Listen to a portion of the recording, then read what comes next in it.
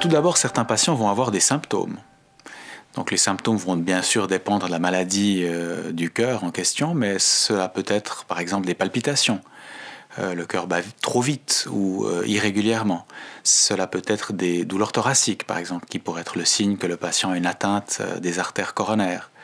Ça peut être un essoufflement aussi qui pourrait indiquer que le cœur est peut-être n'a pas une fonction normale, ou encore finalement une perte de connaissance que le patient pourrait avoir et qui pourrait être aussi le signe d'une maladie cardiaque sous-jacente. Maintenant, certains patients ou certaines personnes se demandent peut-être si ils pourraient avoir une maladie mais qui ne s'exprime pas sous forme de symptômes. Donc ça fait référence à ce qu'on appelle en médecine le dépistage. Est-ce qu'on peut dépister une maladie cardiaque qui ne s'est pas encore exprimée par des symptômes ?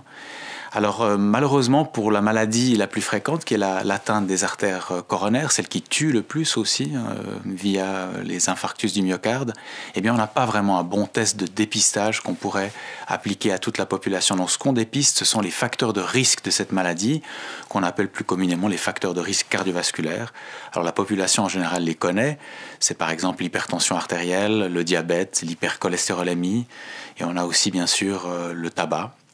Le diabète, l'excès de poids, donc le surpoids ou l'obésité. Et ce sont ces facteurs qu'on dépiste et qu'on essaie bien entendu de combattre.